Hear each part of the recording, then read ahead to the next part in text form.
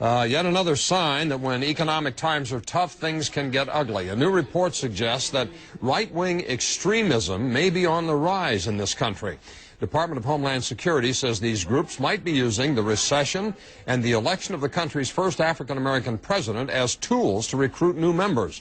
They say there's no specific information on planned violence by domestic right-wing terrorists, but real estate foreclosures, unemployment, and tight credit could all lead to a fertile recruiting environment.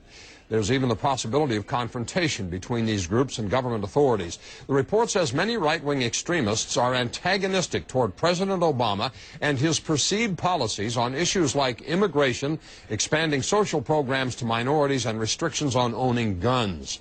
It also points to concerns about anti-Semitism, saying that some people are blaming the loss of jobs in this country and home foreclosures on a conspiracy planned by a, quote, cabal of Jewish financial elites, unquote.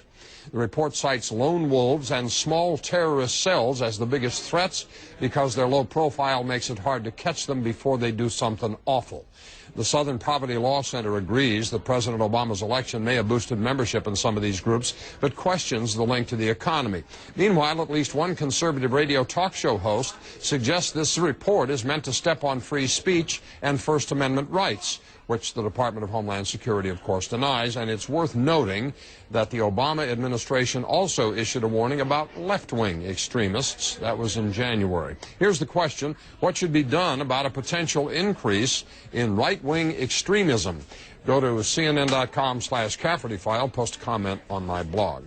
Yeah. The question this hour is what should be done about a potential increase in right-wing extremism. Benny writes they claim they fear their guns will be taken away, but they're making the case that their guns should be taken away. They're about nothing but hate and disorder. Seems to me they hate intelligence and embrace ignorance. Pete in St. Louis writes the same thing we did to other unpalatable groups such as the Mafia and the KKK. Let the FBI do their job. If they're a legitimate threat, they'll be brought down appropriately.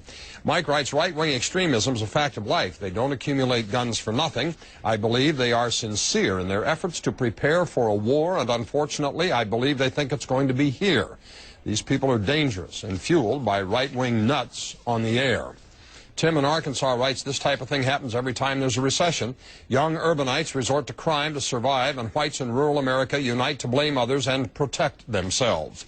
Either the economy needs to recover, and recover quickly, or we'll need to crush the extremists like pebbles, just like we did in the mid-90s. Let's pray that it happens before we get another Oklahoma City. William in Minneapolis writes, as a black man, I will shock your audience with this. Don't do anything. If the government does anything to restrict First Amendment rights of these extremists, they will go underground with more venom than before. Prosecute them under current law if they violate that law, but don't squash their rights. George in New York writes, now that they are out of the White House, I feel much better. And Mario in Montreal suggests put Rush in jail. Can't do that. If you didn't see your email here, you can go to my blog at cnn.com/Cafferty file and look for yours there among hundreds of others.